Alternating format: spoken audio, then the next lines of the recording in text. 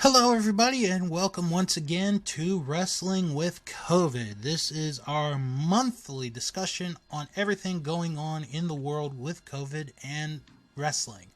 Joined by Jim Boy Star and Josiah, and we have reached an unfortunate anniversary just about, as next week will mark 1 year since the big breakout here in North America. I didn't even realize that. And I guess it would be helpful then if I gave a date in regards to this. It is right now March 2nd. It is 7:33 p.m. Eastern Standard Time. When I originally called for another COVID episode, another Wrestling with COVID episode, I was under the intention in my mind that it will probably be the last one. But now with some certain news, at least here in the States, I'm a little hesitant. Obviously, I've already made plans to do the new project with Bill. Bill Learns Kingdom Hearts, which debuts on March 28th. And my intention is not to have any other programming of mine, at least, run during that time, which I figured would include COVID, the Wrestling with COVID series. But before we do that, let's get into before I talk about the topic that I'm going to bring up here, Josiah, how are you doing today? I'm doing fairly well, all things considered. Our province is doing marginally better than it was when we last did our update here. I might as well just get right into it with how my province is doing. Yeah, please. We had a significant spike in cases back in January and February, and we have since gotten that largely under control and are looking back into moving to a modified yellow phase, which is, it still has some restrictions but allows us to have a larger circle of people we can visit, as long as we only visit them and only see them. So I will be able to see friends again very soon, hopefully as soon as this weekend. That's cool. As far as vaccinations go, they are going out to all the essential workers now pretty consistently. I don't know how it's going to work for when it's open for the public next month in April, but I'm assuming we'll have announcements about how that's going to work. I'm almost 100% sure it's just like the flu shot. You sign up and book an appointment, and then you go. I'm pretty sure that's what it's going to end up being like. As for Canada as a whole, we are seeing improvements again. Our daily cases are down pretty dramatically since increased lockdown restrictions happened, and we're probably behind in terms of vaccination of where we should be, but we are slowly but surely making progress. I believe we've just approved the Oxford vaccines. We have 3 vaccines now for Canada. Although Pfizer and Moderna are the ones one of those two I would prefer to have if I had a choice. Right. We, and this is also one of my topics, but we have in the States also, I believe, just today, either today or yesterday, officially approved Johnson & Johnson. Mm-hmm. Yes. So that's our third one. And again, I think most people in the United States would probably be in the same boat as you. Like, if I have a preference, it would be one of the other two. Right. And I think we're on our way to approving Johnson & Johnson as well here. So that would be our 4th if we do that. But yeah, I can see that. I'm surprised you guys didn't approve it already, but, I don't know how that stuff works. Bill, how's Maryland? Maryland's doing good. I was looking at the numbers a little while ago. We are going down as of right now as far as cases go. We do have a bit of an issue as far as there's some places in the state getting the vaccine. Mostly Baltimore City and Baltimore County is right now the big area that really needs the vaccine or distribution of the vaccine. Numbers are going down places are starting to let people in, but it's by a certain number, and obviously by whatever county you live in. I haven't really heard much about the county that I live in, except, like some restaurants are starting to let people back in again. Right. Probably not that many at this point in time, but really the main thing right now is the shortage of vaccines and also the schools opening back up.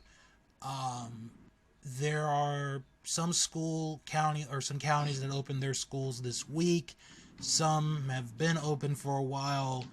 My county, which I've said on many times, has had the biggest number of cases. The staff is going back in a few weeks, and our students and their families, they did a survey where they were given the option to either do hybrid learning, do hybrid learning, which is come in for 2 days at school and do virtual learning 3 days, or just continue to do virtual learning.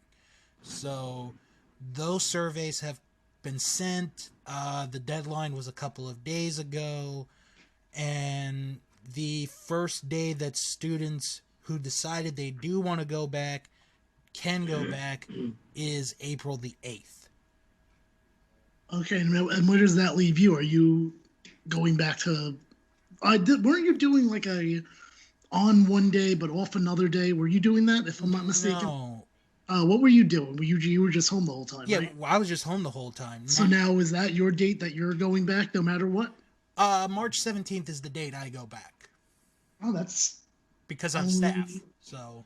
Oh, okay. Yeah, they were basically all the staff is going back, like no matter what. Like we did not have a choice. We didn't have an option. All right, Bill. So let me ask you this, because obviously I've said in the past I'd be mad about it, but I'm not obviously going to hold you to this. I just want the truth. Yeah. Did you get the vaccine? I will be getting it by the end of this week. Okay. We've been trying. When I mean by we, I mean my parents and I, to get scheduled for the vaccine. We've done this for like 2 months straight. Haven't really got anything. And then last week, we got very lucky. So we will be going to get our vaccine at the most vaccine place in the world you could get it. Six Flags America. Are you kidding me? I am not kidding. Wow. This is a real thing. Can you ride a roller coaster while you're there too? I wish. But for every vaccination, you get 2 roller coaster rides.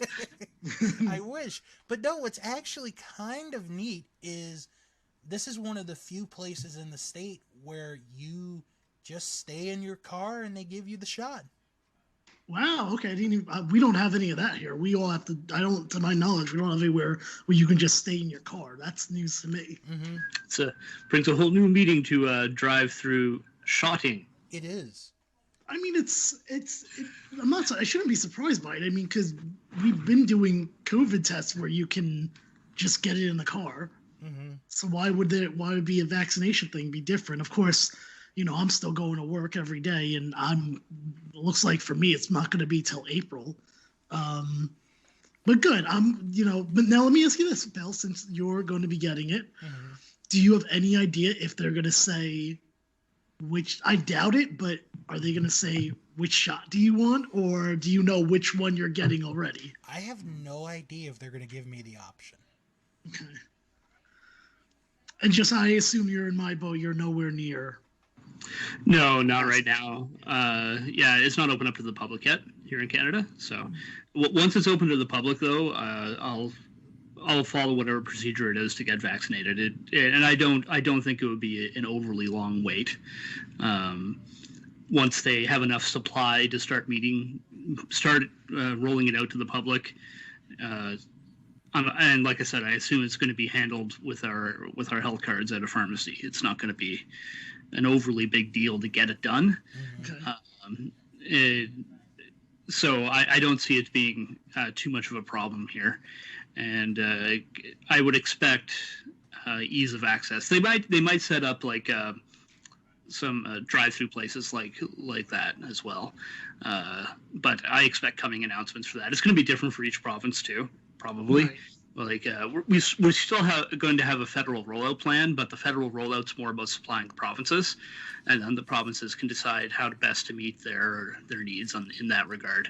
Because every province in Canada is drastically different from the other in terms of geography, in terms of population and layout and density and all those kinds of things.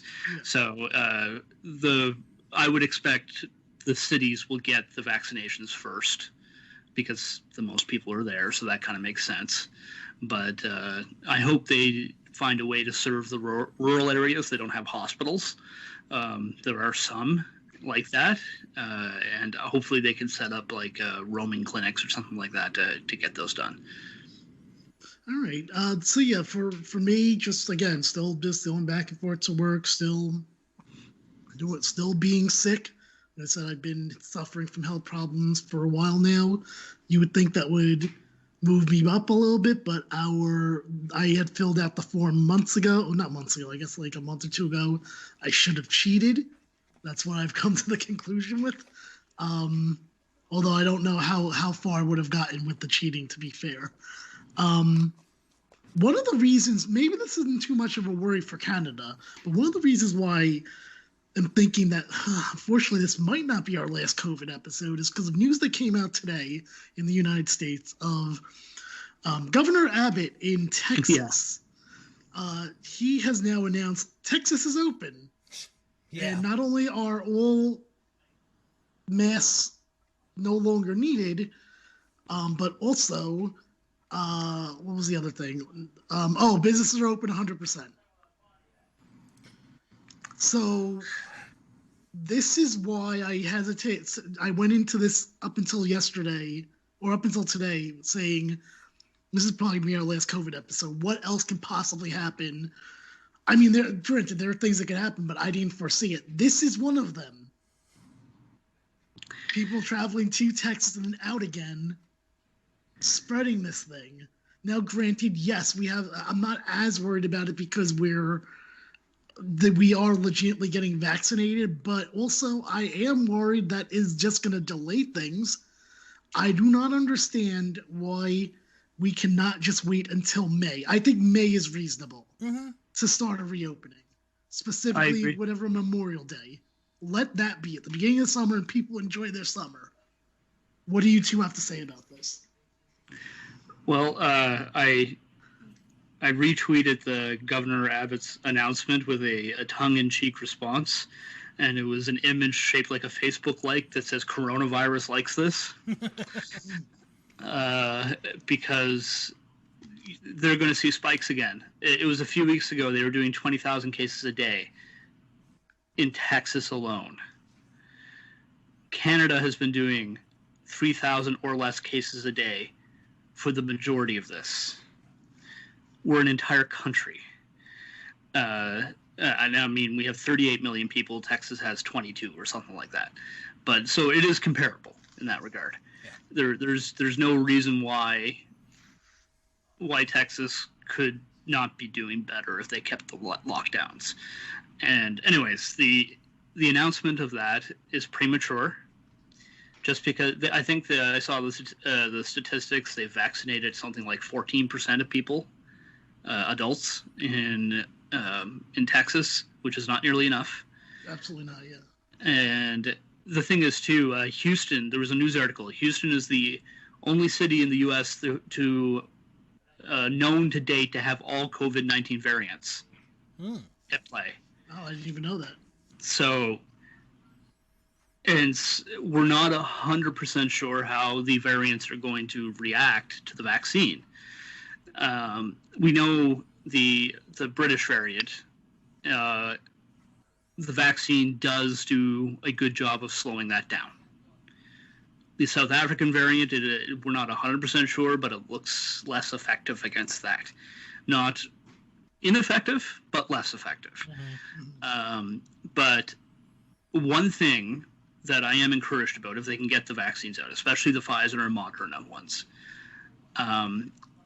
Dr. Alex Patel was talking on, or sent an email to Dave Meltzer with Wrestling Observer about how Israel has vaccinated like 95% of their population with Pfizer and Moderna, just because of how they were set up. They were ahead of the game compared to everyone else. Right. And they have noticed some trends that reduction of the spread of the virus was dramatic. Not just asymptomatic spread, because you can still contract the virus even if you don't. If you're vaccinated, you can still get infected with the virus, but it's not going to cause COVID-19 in you. Okay. So it stops you from getting sick, but it doesn't stop you from being a carrier. But they have noticed that it does spread less asymptomatically than it does if you have symptoms. If you have symptoms, it spreads more. So that is a trend they noticed. So they have seen a reduction in the amount of people who are infected with the virus dramatically, or a reduction in spread.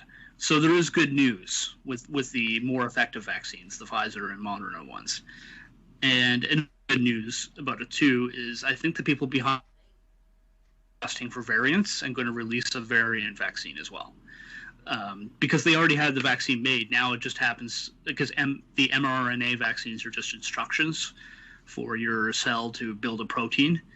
And so what they're going to do is they're going to update the vaccine going forward with to compensate for the variant eventually once they figure it out. But it's a matter of just modifying their code a little bit. It's like going into a computer and modifying your base code a little bit. And I'm probably making it sound way more simple than it is, but but it is much easier than a vaccine that uses a dead form of the virus. So I'm very hopeful, but knowing what we know right now, where we're at, if all the variants are present in Houston, they're going to be present all over Texas soon. Mm-hmm. And it's going to be bad. And then there's going to be people who are infected with it, spreading it everywhere, traveling back and forth and whatnot. Yeah, and that's, one of the biggest problems as far as, or, this news article is one of the biggest problems that I'm like, maybe unfortunately this won't be the last COVID episode. Maybe we're talking in about a month or two again. I don't know, but I mean, there's that. And then, look, I just don't, have we been on here after Biden was elected or no? Have we done the show? I think we did one after the election. I mean, but was it right after, or after the election, or after when he was inaugurated? Oh, sorry, after the inauguration. After the inauguration, I think we did one after the inauguration. Right. Okay, I mean, look, he's done, some, made some headway as far as getting. I know he has the goals, the whole. Let's see what the president does in the first 100 days. But one of the things that hasn't done is. Which, I mean, I guess I don't know if he really had a platform on this. Very disappointed there is no lockdown. Super disappointed in that. And then, I don't know. I just feel like I don't know why there's not, though. I don't understand it. What is it that, we need to be open? I mean, to be honest with you, Bill, you know how you're saying that, your school will be open, in April? Yeah. Why? Okay. They're going to learn for 2 months and then that's it? Well, okay. With Maryland, this one, I'm actually going to give Biden a pass. Because this was Governor Hogan's whole thing. He did a press conference about a month and a half ago. Where he basically threatened the counties, all the counties, of you have to open up by March. And if you don't, we will maybe sue you and we might withhold fundings from you. Well, that's a really scummy thing to do. It is. And he has no right, no authority, even though he is governor, he has no authority to do that whatsoever. Prince George, or the county I'm in, Prince George's County, has been the exception as far as the number of cases. Like I've said, we've had the most cases since the beginning.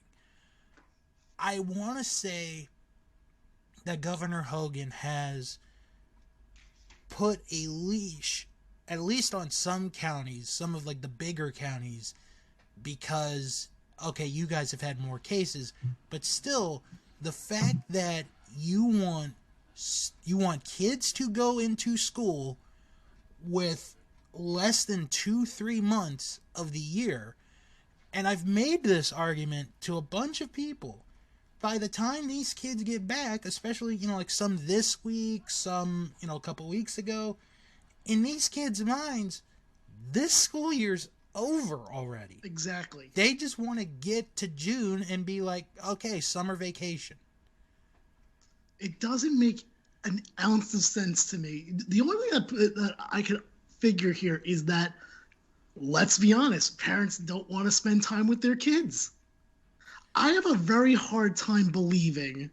I'm sure there's probably a exception here or two, but I do think they're minor. That these are all parents that are just like, we need to get them back to school so that they're not driving me crazy anymore. I have a very hard time believing that a kid is like, especially in 2021, when you have unlimited options in streaming services, video games, and everything like that, that they're rushing to get to school. I sure as hell know I wouldn't. I think part of it, too, is households that have both parents working and they can't afford daycare or anything like that. So what's going to end up happening in that case is that they like the government could be like, well, we need to keep both parents working for the economy. But in reality, it has shown, if we go look at New Zealand and how New Zealand handled the virus, no cases, none.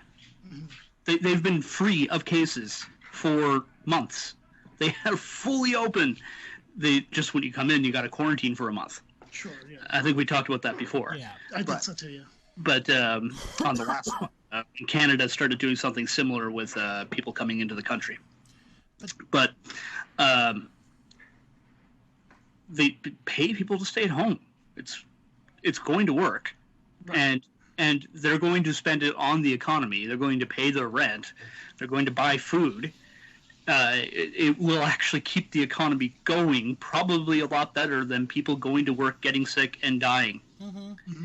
And I like, how much more strain on the system as a whole is it to have people going and getting sick and then going to use hospital resources, even in the United States, in a country that doesn't have universal health care. That still puts a whole lot of strain financially on the system because the government does pay into health care. You're going to have more people with Medicaid claims. You're going to have more people having to take time off work because they're sick. Like, it would cost so much less just to lock down for 3 months. We've probably spent to stay home. We've probably spent so much unnecessary money these past couple of months just trying to get the schools open, because then the schools got open, but then they got shut down again. Mm-hmm. Instead of I know this isn't a popular thing, because I've talked to people about this before. I would have just said at the beginning of this, guess what? There's no school year. Everyone's getting left back by 1 year. Yeah, I've heard that option from some counties.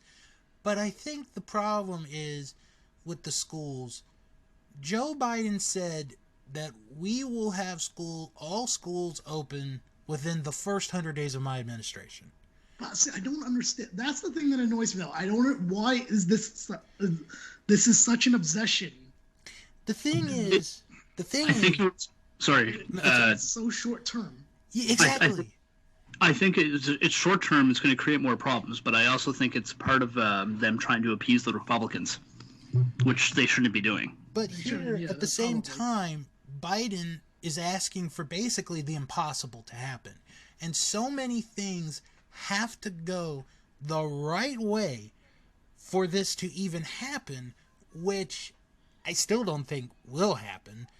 And then, and I talked to a friend of mine a month ago, because he talked to me about what I felt about, schools being reopened. And I went back to the second debate, the second debate of Biden and Trump. And that was one of the topics.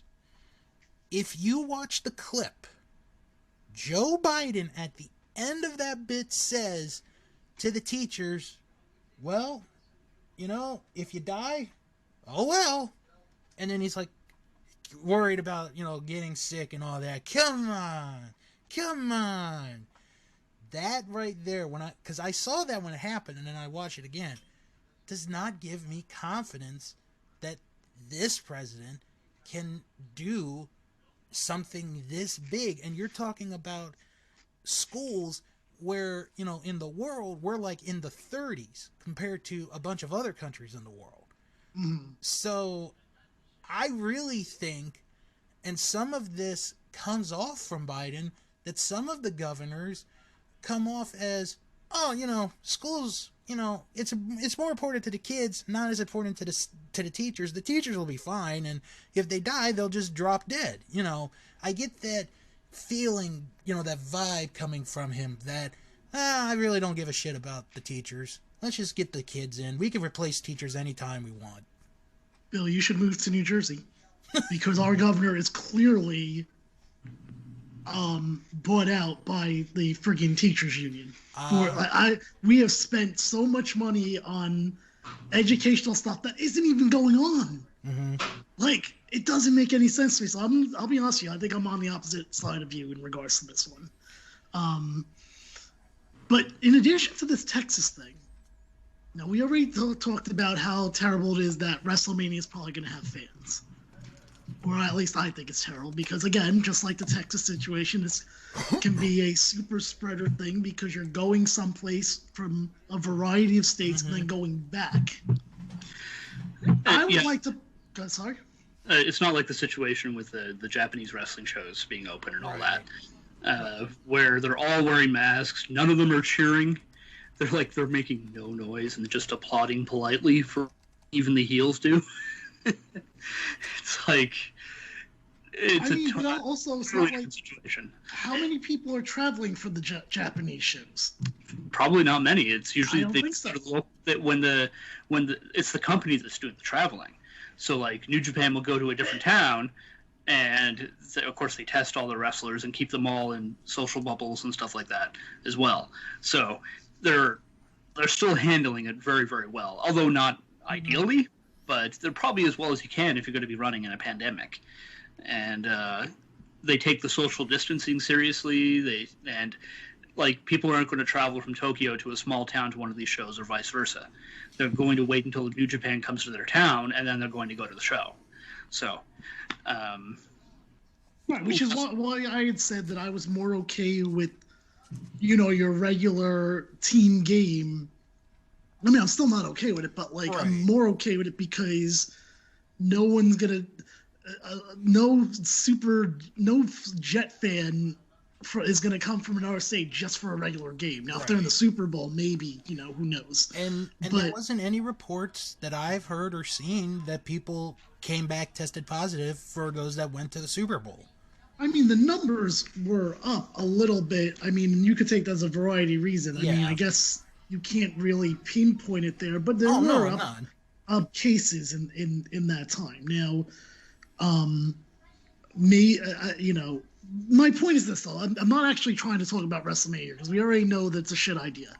What I want to talk about is the even shittier idea of Wrestlecon happening. Oh, yes. Let me pull that up. First off, number one, fuck whoever is running WrestleCon. What is wrong with you? Yeah, WrestleCon and the Collective both are running.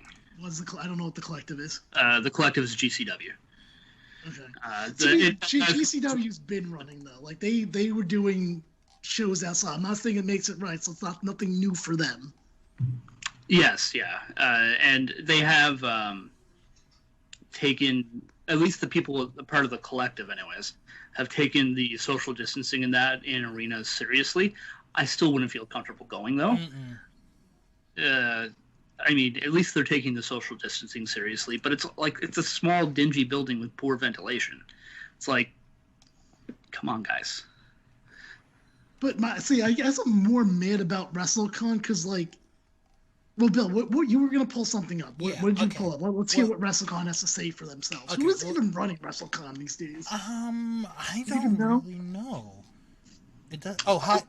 Really? Oh man, it's High Spots. Is it High Spots? It's High Spots.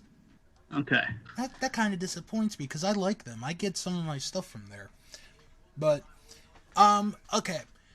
Do you guys care about the hotel rooms or no? Well, I do in the cases of, like, how many people are they letting stay in a room? Okay. Let me see if they have that. Because that's the other problem. While you look this up, so my biggest problem is that, okay, people are going to go to WrestleMania whenever tickets get on sale. It's wrong, whatever. Okay, we get it. What WrestleCon does is it encourages more people to go into the area, even though they might not have a WrestleMania ticket, which makes the event the whole weekend bigger, which gives a bigger chance of spreading out. Now, yes, we know that, morally WWE's not good, Yes. Sadly, we kind of expect them to do the wrong thing. WrestleCon could have just not run. I still don't know what the reason is. I mean, clearly, if it was a problem with business, they haven't run for a year. Why is this different? Why is this one show going to make a big difference for you? Okay, so they don't say anything about number of people in the hotels, but they do have convention details and safety protocols. Oh, yeah, let's hear the safety protocols. Safety protocol number 1 should be, this event's not happening. Please get your All right, we'll do safety protocols, then we'll do convention details. Okay. This is from their website. Providing a safe environment for our guests and staff is a top priority. Achieving this is a shared responsibility. You must wear a face covering whenever you're in public areas of the hotel and at all WrestleCon events. No patron will be admitted to any WrestleCon event without wearing a mask over both mouth and nose. We'll see about that. Our staff will be monitoring for compliance. Any patron who fails to comply with the event mask mandate will be asked to leave. If you fail to comply, you will be escorted out of the event and no refund will be issued. Temperature checks will be administered at the entry point of all WrestleCon event spaces. No guest with a temperature higher than 100.4 degrees will be admitted to any event. Refunds will be given as appropriate. We ask you to practice social distancing, staying at least 6 feet from other convention guests, staff, and hotel associates. All lines will be spaced to ensure social distancing and monitored for compliance. There will be signage throughout the hotel and spaces to remind guests to maintain social distancing, wear masks, and practice frequent hand washing, sanitizing. The convention venue will be cleaned, including each vendor table in between sessions by a professionally trained staff. Hand sanitizer will be available throughout the convention and the hotel. Elevators in the hotel are limited to 2 occupants at a time. There will be no food and beverage for sale at WrestleCon events. We recommend consuming those outside of the convention area. No food and beverage will be allowed at this event. So that's the safety protocols. And what prevents hotel parties? Exactly. Okay, hotel or convention details. It'll be April 9th and April 10th, and they have an option for April 11th. So why an option? What does that mean? Basically, if the sessions fill up, they have an option to also offer additional sessions on April 11th. Okay. Convention will be entirely indoors. Under normal circumstances, this space would be equipped to hold 1,600 attendees. Per hotel safety guidelines, this space can accommodate 800 persons while adhering to both state and hotel imposed social distancing guidelines. So 50% capacity. Well, hold on. That's the next sentence. However, Wrestlecon plans to have no more than 320 people or 20% capacity in the room at any one time, including all vendors, talent, guests, and staff. Vendor tables will be spaced according to social distancing guidelines, with stations spelled wrong. It's spelled STANCHIONS. So stanchions. Okay. And floor markings used to control lines and one-directional flow. Once you have passed a vendor, you must follow the flow of traffic towards the exit and circle around to visit the desired vendor. Once your session has been completed, patrons must exit the convention area to allow hotel staff ample opportunity to clean and sanitize the area before the next session. Vendors and talent will use their discretion when interacting with fans. Talent will remain masked for all interactions, including photo ops. Some talent may also be seated behind plexiglass screens, depending on their personal comfort level. Welcome admission will only be sold for sessions that don't sell out in advance, and there will be no live wrestling events as part of WrestleCon 2021. You know the biggest assholes are probably going to be the one that requests the plexiglass. Yeah, I mean, I'm trying to figure out. And not to be safe. It's going to be like, yeah, I wouldn't want to deal with these people anyway. So of course I'll take the glass. Yeah, because like I'm looking at the list of guests, and I'm trying to figure out which ones would want. This is the biggest asshole. Yes. Okay, you know what? I think I have my guess. Who? I think it'll be Brooke Hogan. Yeah, I can see her asking for a plexiglass. I can't believe they're giving Brooke Hogan time at WrestleCon. She was never... Well, I mean, she was briefly involved with TNA, but was she ever really a part of the wrestling business? Is Paul Wall going to be there as well? That was who did that one song that she was kind of known for. Oh, boy. I think it's called About Us. That's, those are all well and good, but guess what? Maybe it's because this is probably one of the last wrestling shows that I'm recording as I move into Bill Learns Kingdom Hearts coming on March 28th, but I consider pro wrestling fans very irresponsible, and I can see like half of them not adhering to those guidelines. I agree. You're probably right, and I would say it's probably not exclusive to wrestling fans. I think people are just dumb, but hey. That's true too, but I do think, I don't know, I just think that under a different crowd there would be less, I guess, is what I'm saying. I feel okay. Here's a better thing. I guess I'm trying to say, the same people that are anti-mask would also be wrestling fans. That's what I'm really trying to say. It is on that note. It is interesting. I would say that's the case for some of them for sure. Mm-hmm. But demographic studies in the United States have been done of wrestling fans, and the majority of them are left-leaning and well-educated, which is very strange. That's very surprising. It is. Yeah, it is surprising. It seems counterintuitive to the stereotype. Is that a siren that's not on my side? What? That is on my side because I live near a hospital, so. Well, so do I, and I never hear your siren whenever we record, but you guys always hear mine. Yep. Yeah, that was. I suppose that's the first time. Yeah, but yeah, they go by pretty much 24/7 right by my house whenever it's going on. So I just kind of I didn't even notice it until you mentioned it.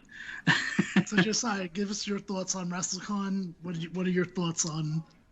I think I mean, some of the rules they have in place is good, but I still feel I don't like the collective running because they're actually running shows, and I don't like WrestleCon running. I think if there's one year to skip it, it is this year. Yeah. To skip it. Plus, with oh, sorry, go ahead. No, go ahead. No, I was going to add on with the collective. The last time they did something was in October in Indiana, and a bunch of wrestlers ended up testing positive for COVID. Oh, I didn't know that.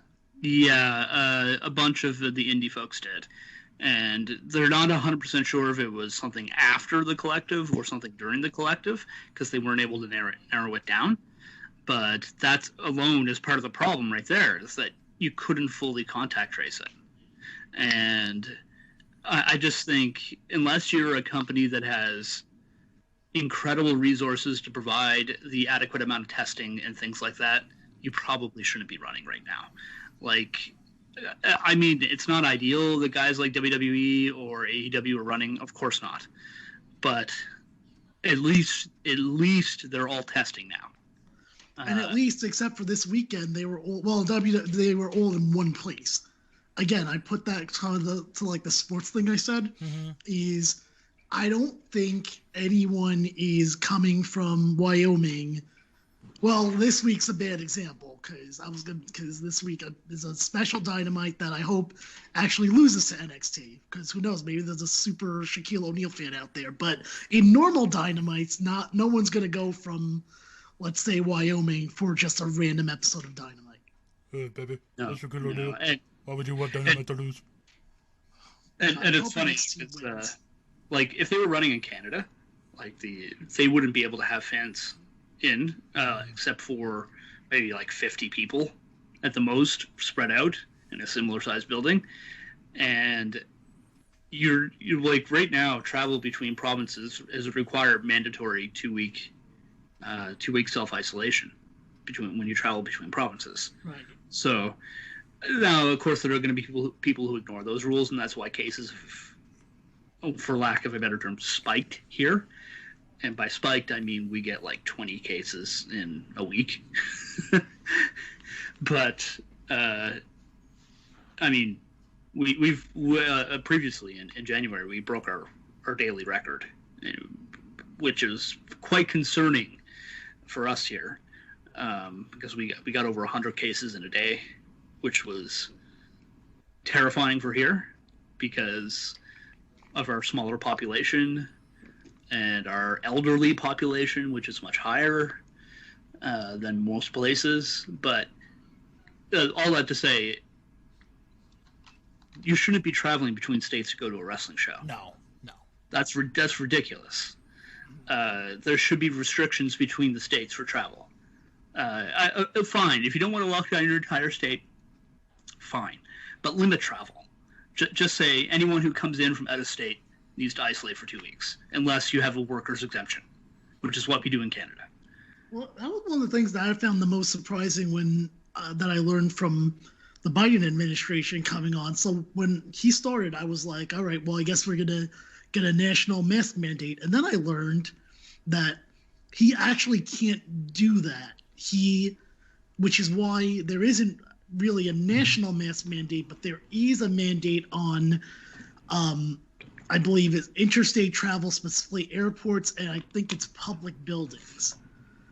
So I found that very interesting. And so I do see where, like, for us here in the States, how I guess there are different, because as I said, I thought like the minute he was in there, the next day he's going to be like national mask mandate, but apparently you can't do that. I didn't even know. And I don't even think we can do that in Canada, because it was down to the provinces to determine the mask mandates. But with that being said, in Canada, we're a much more unified country. Let's just put it that way. Oh, I definitely agree with that, yeah. The only part that's really kind of an outlier that doesn't get along with everyone, there's two parts that doesn't really get along with everyone. It's Alberta and Quebec. And those are the two provinces that don't really get along with anyone else. And really, even then, though, like travel restrictions and things like that are just, I don't know what it is, but this thing has not been politicized in Canada very much. We have, I mean, a few people have tried to politicize it, and they usually get slaughtered for it. We have voted people out for trying to politicize this. So I don't know what it is and why it had to become that wherever in the United States. I think it became that because of the previous administration. He certainly didn't help. Mm-mm. He certainly didn't help matters. Even though he got his freaking vaccine, apparently. Of course he did. He certainly didn't help matters, but I'm not convinced it still wouldn't. Maybe it would have happened on a lesser scale. It would have happened on a lesser scale, for sure. Yeah. I think. But yeah. I still think it would have happened, just on a lesser scale, if it wasn't for him. Because some of the, well, I won't comment on the stupidity of Ted Cruz, other than he's stupid. And like he will be Cancun Cruz, please. You will. And so all that to say, it's been easier to have travel mandates. We have, and the thing, one of the great things is our federal government did ultimately recently in January put very strict restrictions on international travel, and local travel is still heavily restricted as well. But I think our premiers take the lead from the prime minister a lot easier, even if they are from a different party than the prime minister is. Generally in Canada, we're pretty much willing to work with each other and try to figure this out, even if we disagree on some things. We're not ideal in any stretch of the imagination, and there are certainly problems, but we've been very well equipped to shut down travel and things like that, and there's been less resistance to that than you would get elsewhere. Bill, why don't you chime in on the whole Wrestlecon thing, and now moves on to the next topic. Okay. I just think this is a bad move. I really do. I don't think you would have gotten me with any of the people that they have advertised on. I was just looking at that, by the way. What a except maybe Luger. I might want to meet Luger. He's a nice guy. Luger has a very interesting life story about. I also don't think Luger's going to ask for plexiglass. I think Layla will for sure, and I think Lawler will as well. Okay. That's my picks. Bill, give me your pick. Give me 3 people in this list who you think are going to ask for plexiglass. Okay, well, let's see. I already said Brooke, so that's 1. Right. The other 2. Okay, Leo Rush. Okay. I can see Leo Rush. Why? Hasn't he been competing? Yeah, he has. Yeah, so what does he care? Unless you just think he's an asshole. I think he's an asshole. Okay, that's fair. Because, I tried to get him to do an interview, and, he said, somebody from him sent an email, was like, you have to pay $40 to do an interview with him. Really? Like, fuck you. Wow. Yeah. That's interesting. This was before he went to WWE. Okay. The other one, I think Ted DiBiase. You know who should? Magnum TA. Now, he should vouch for a plexiglass. Now, given his health issues, absolutely. Magnum, I would give a pass to. Yeah, Magnum, I'm like, he did it for health issues. Yeah, Brooke and Layla, yes. No way. It is interesting Ted DiBiase's there with the legal trouble that he's in right now, too. I forgot. Well, maybe that's part of the reason why he's there. Maybe. try to pay it. Yeah. But yeah, I don't like this idea. The only thing that I could think of why they're doing it is because it's in Florida, and somehow Florida, these last several months, has escaped with not getting a whole bunch of cases. Yeah, well, if that's the case, then you could have just done it 2 months ago then. Yeah. I think the only reason for doing it in Florida is because it's Florida and everything's open there. And I don't think they've really escaped the cases too much. I would highly suspect they're underreporting because they just give up. Mm-hmm. Yeah, they're probably on the beach doing these reports, going like, we had about 100 cases today. So here's the next question for you before I get to my other topic here, which I think will probably round things out. Now that going with the idea of that Texas is now open up, does WWE and AEW go to Texas the month after?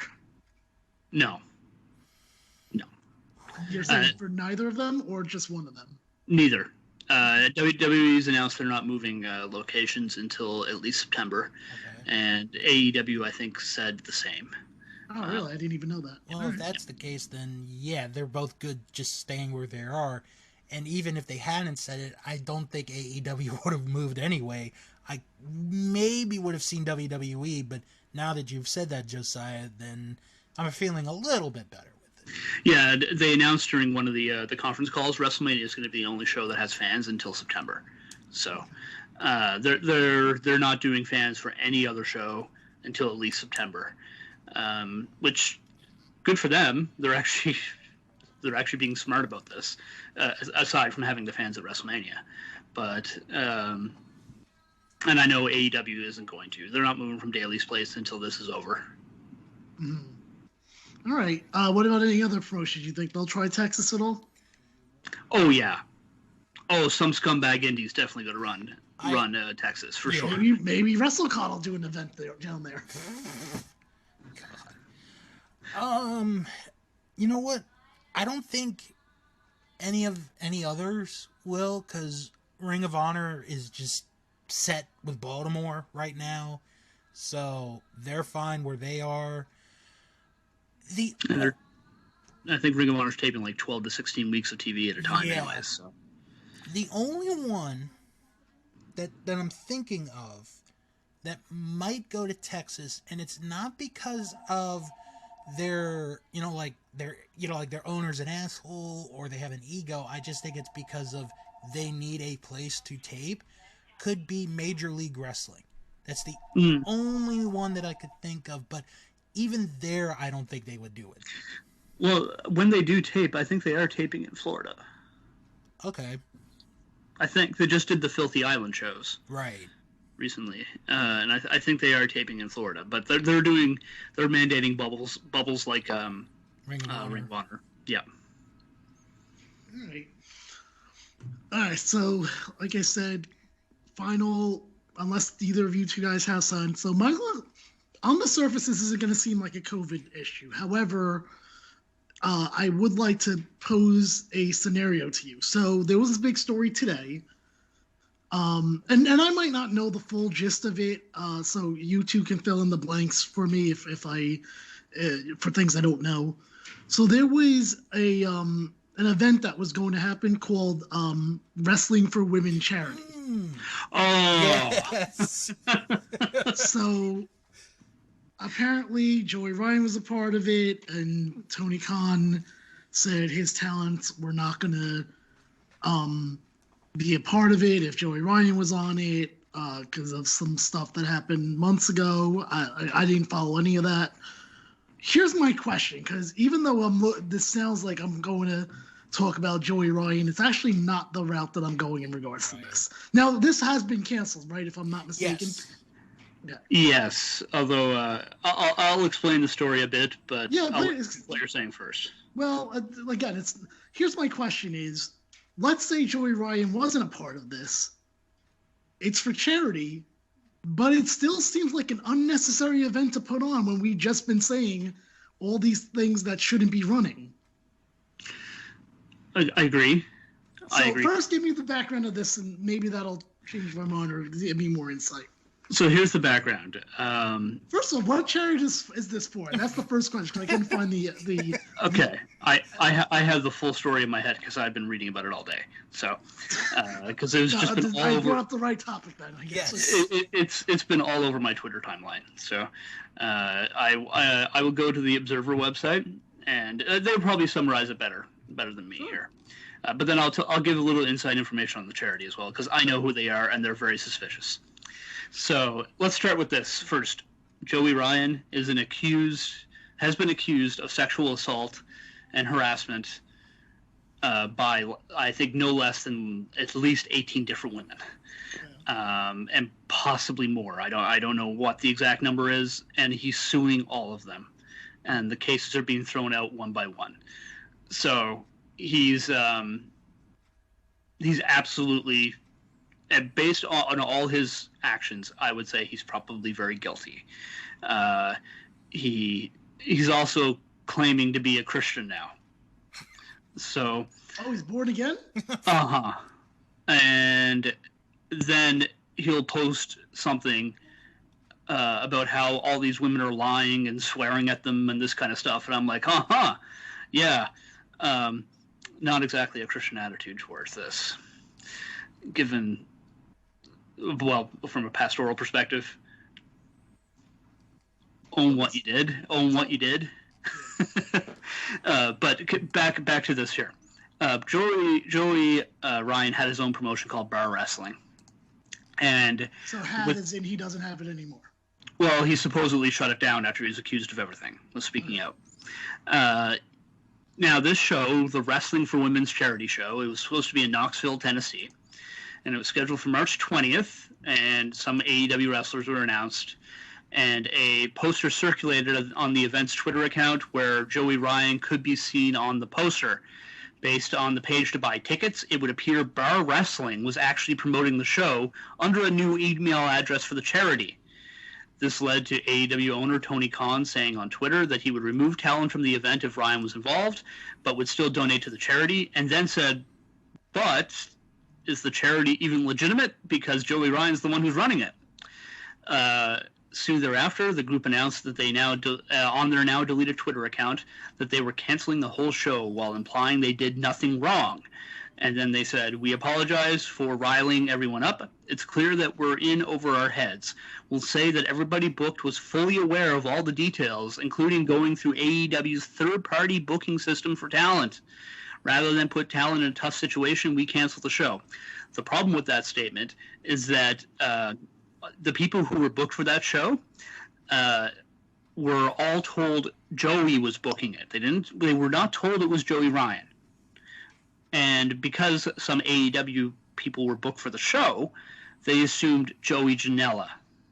Oh, because Joey Janela also works for AEW.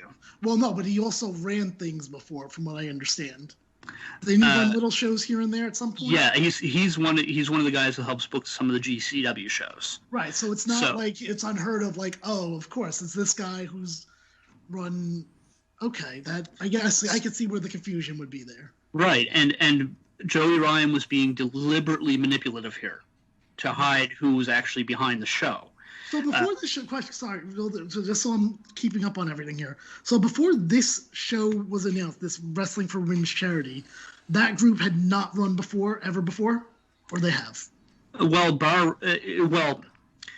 not under that name. I guess not under that name, okay, right? Because they were Bar Wrestling previously, and the account that put up the tickets for sale was Bar Wrestling's account on brown paper tickets. That's when people started to get suspicious of what was going on, and then they eyed Joey Ryan on the poster in a little picture on the corner, where you can barely see him because he's clearly hiding this. Mm-hmm. And now, this is a little bit of a conspiratorial thinking, but this is Joey Ryan we're talking about, and this guy is a known manipulator and abuser. So it's entirely possible that he booked this show, and then the people noticing he was on it knew that people were going to notice that he was on it, and in doing so would lead to the cancellation of the show so that he can claim in his court cases that his reputation has been marred because he can't run shows now, and here's proof. Oh, okay. That would not shock me if that's what Ryan is doing. This is right up his alley. This is how he's been behaving the last few months, and he has been scummiest of the scumbags when it comes to wrestling with this stuff. And on top of that, the charity he was supposedly donating to was run by Joyce Meyer. Joyce Meyer is a known health, wealth, prosperity preacher who teaches if you love Jesus, you'll be rich. Oh, God. And you won't get sick and those kinds of things. And her ministry, in terms of there's an organization that looks at all these different ministries and ranks them on how trustworthy they are with if you donate money to them. Hers is an F, or close to it. I'd rather go to DBI. Actually, sorry, hers is a C, because she doesn't. She's not very clear about where the money goes, and she has a jet. Oh, there you go. you can kind of put one and one together. Wait, so where are you getting this C and F and all that for? Where is there like a grade system for? Yeah, so it's masters? a Ministry Watch. It's a website that ranks charities. Oh, I'm looking this up now. Yeah, for religious charities in particular. It's one that many pastors have relied on to determine whether or not someone is. If they're upfront with their finances, you can at least say, if you're donating to them, you know where your money is going. If they're not upfront with their finances, you can see where it is. Now, the moral quality of those charities isn't determined by this website. Whether or not it's actually a good charity to donate to, that's up to you. But what they rank it on is how transparent they are with where the money goes. So if they're not transparent about where the money goes, they get a certain ranking. There's a transparency ranking of A, and the lowest is F, and they just kind of go down like that. And hers is a C, so it's not very good. They would basically say this one has some red flags. Don't. Yeah, and then there's others like Joel Osteen who have F, because he's not open about any of the money goes. Right. He's one of those people that made a profit during COVID by a lot, if I'm not mistaken. More than likely. I mean, he has a multi-million-dollar mansion. That's enough. That should tell you all you needed. Now, something I do want to point out, because I was looking at Tony Khan's Twitter while you guys were discussing this, a couple of the wrestlers have posted the GoFundMe campaign of Pele Primo, who is being sued by Joey Ryan, and he has up to $15,000 right now to help pay pay Pele to handle, being sued. So wait, who's Pele Primo now? He used to wrestle in Ring of Honor. Yes. His girlfriend was a person who accused Joey Ryan, and Pele Primo stood by her publicly, and Joey Ryan is including him in the suings of many lawsuits that he filed because of that. Gotcha. He's innocent. Like he did nothing wrong. He was just standing by a significant other. Yes. And Ryan, and because of the nature of the case, Ryan tried to have I think he tried to have the case tried in California, but because Pele Primo is located in Philadelphia, they threw the case out there and moved it to Philadelphia, which means Ryan is not going to be able to pursue it really too far, but he's going to pursue it as far as he can because he's trying to ruin Pele Primo financially. He's trying to screw him over with legal fees, but if enough fans support Pele Primo, he'll survive the case and he'll probably win, and he'll get thrown out. But Ryan has been involved with a lot of sketchy stuff around that. As of right now, as of this recording, March 2nd, Pele Primo has raised $15,660 with a goal of $35,000. He's on his way. Yeah. I hope he gets it. I don't like seeing how Joey Ryan has treated people. Yeah. So my question is this then: had Joey Ryan not, I guess your conspiracy theory, which I can see that happening. I mean, if that's a card that he had to play, then that's what he would do. But I was going to say, if he didn't put his picture on the poster, do you think the event goes on? Well, here's an interesting thing about that, though. Too. They announced in the tweet that Fight was carrying the event. Fight TV. Mm-hmm. Fight announced in a tweet that they were never carrying the event. It wasn't just we've canceled this event and we're not carrying it. It's we would never plan to carry this event. Yeah. So someone is lying, and my bet will be on Joey Ryan. The whole thing is suspicious, and now the account's been deleted. The Twitter account's gone. So. The Wrestling for Women chat, was that an actual Twitter account, or are you talking about Bar Wrestling? What you told us about? It's an actual Twitter account, the Wrestling for Women's charity. See, because when I first saw it, I was like, because I had saw that, oh, there's something going on with this. My first thought was like, what the hell is the charity? That's it's so wrestling for women charity. That sounds like a lot of nothing to me. Like, Which is it's what it like was. me saying, well, I know, but that's what I'm saying. That was my first alarm. Like, what are they be like raising or like hanging with Jim charity? What does that Yeah. even mean? Like, Yeah, it was very ill-defined. It was very ill-defined. And this is what Fight said. It said on their Twitter. Hello, this is Kim Horowitz, CMO of Fight. I wanted to confirm that this event is not being carried by Fight. Thank you for the comments. We love our pro wrestling community. That sounds to me like Fight never even knew about the event. Yeah. yeah. That's how that reads to me. And also the audacity of this guy to announce an event for women's charity when he's accused of sexually assaulting By so many. women. Some of the people that he had booked on the show or contacted for booking it, these are people who would have nothing to do with him. So he did some significant lying to get them. Well, that's my other question, I guess, is because someone would have had to make the initial contact to contact the talents. Who's doing that? It was probably him under an assumed name. Yeah. That would You don't be think they had a conversation? They wouldn't know this is Joey Ryan? via email. No, it would have all been done via email. All right, I guess you can look at it that way. Yeah. All right.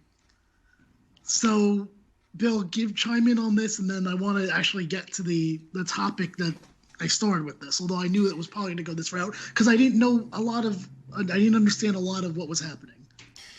I mean, it's just a real scummy move from a real scummy person, a real piece of shit. I'm glad that somebody was able to detect this before somebody got hurt, and we'd have like some sad story to talk about a few weeks later. So I'm just glad that somebody was able to catch on to this, and now this is not going to happen, and we don't have to worry about Joey Ryan hurting another innocent woman. Well, except for the fact that if you go by Josiah's theory, this is what was supposed to be all along. Right. But with that being said, I mean, who knows if he was legitimately trying to run a show? I really don't know for sure. If they did run the show, the amount of backlash that would have come out of that. Mm-hmm. And not just because they're running during a pandemic, because of who's booking it. Mm-hmm. But the question is, if there's a charity out there, should they be running during a pandemic? No. I don't believe so either. Do you think that there's ever a situation that would warrant that in the wrestling world, that someone would run? Because I could certainly see someone coming up with an argument that, well, you know what, I haven't run, because it's like Bill said, it's been a year. Wrestling probably shut down around this time. In fact, I know that because I did that WWE Free where it was the last one, and it was before the Austin appearance, which was on March 16th. Right. So probably next week would be a year at some point that everything got shut down there. Yeah. They'll argue that I haven't had income in a year. What's your response to that? I still don't think it should be done, even if you make the argument that it's been a year, because you still have people that are living in places or states or countries that still have a high number at this point in time. I mean, not as high as it was a few months ago, but still a significant number that I wouldn't feel safe participating in or being a part of if I was a wrestler or a staff member involved in this. Unless I can guarantee every person got a test before the show with paperwork, then I would not feel comfortable. Okay. But I mean, a charity show, depending on what the charity is, I would say probably not. I could probably wait. But if it's like a really, really horrible situation, like the the referee in WCW when he came down with cancer. Right. And he had no way of paying for his stuff because Eric Bischoff fired him. And yet, a whole bunch of the WCW wrestlers, I think they just ran their own charity show for him. I think so too. I think I remember that, actually. And they raised a lot of money for him. And I was like, that's a pretty dire circumstance where he Yeah. needed that to sort of survive. And so if it's a dire circumstance, okay, fine. You can run a show, just run as responsibly as you can. Please make sure everyone gets tested. And don't have fans in a small building like that. It's really different in like Daly's Place, where it's an open-aired place, and it seats 5,500 people normally, and you put 300 people in there spread out across the whole thing. That's fine. That's fine. Not ideal. It's fine, though. I mean, it's not risk-free, but it's doing the best that you can in the circumstances that you're given. Right. All right, so like I said, I think this may be the last COVID episode, but I'm definitely not ruling it out. But just in case it is, Josiah, why don't you say any final words? I'll say any final words, and then Bill will take us out of here. So I will say this has been one heck of a year, to say the least. Certainly one I will never forget, probably for a lot of bad reasons, but mainly due to the virus. But hey, I'm thankful I've been able to check in with you guys, and this has been a consistent thing to help just talk about it. It's even kind of therapeutic, to be honest, to get the frustrations out there and say, hey, this isn't how it should be. Right. or even to talk about the hope with the vaccine that we have and things like that. So outside of that, everyone else out there, stay safe. Follow the regulations. We'll get through this together. As far as I go, like I said, I'm not ruling out that there's not going to be another one of these, but I mean, things have to go. If there's another one of these, then things have gone really south. And that I feel like that if I call like, hey, we got to do another COVID episode, then something went bad. Because I doubt I'm going to be like, oh, guess what? Everything's opened up. Let's do a COVID episode. Just everyone, sometimes it might be in your best interest to throw a call to a friend or a family member and say, you know, are you doing okay? Just for the hell of it.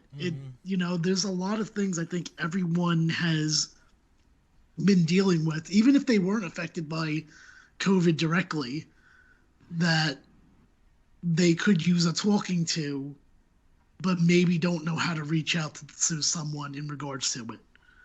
So maybe you be 100%. The person that will go and make that effort to reach out. Just definitely everyone stay safe. As I mentioned, me and Bill will be starting Bill Learns Kingdom Hearts March 28th, season 1. But before that, I do have one more wrestling show I'm doing, WWE Free. Not to say that I'm going to be like dead set against doing wrestling shows, but they won't be as consistent for me in the future. But we'll talk all about that on WWE Free, which will come out later in March before Bill Learns Kingdom Hearts debuts. I don't have a date yet for that. So, yeah, everyone just stay safe. Look out for each other and just take some time to just remember everything that was lost and hope for better days ahead. And if it's one thing this year has shown, it's the importance of family and friends. Yes. They are the most important thing in the world, and value them deeply, and give them a call and tell them you love them. Don't be ashamed of that. And as far as following me, you can catch me on that'spodcasting.com and That's Podcasting on Instagram and Twitter, so that way you'll get more news on Bill Learns Kingdom Hearts on March 28th. All right, Bill, head us out of here. Well, I'll say, I agree with Josiah, because this has been a therapeutic way to get through this, and I hope it has been with our listeners as well.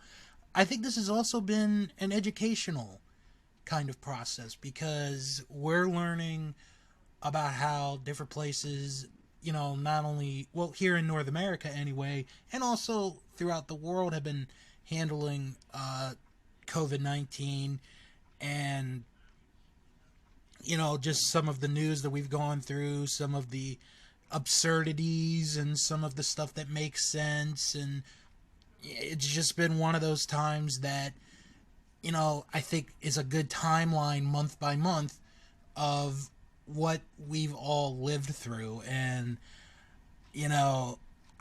honestly, this has just been so much fun to do. I hope that we as a society never have to deal with this kind of a situation ever again, at least in our lifetime.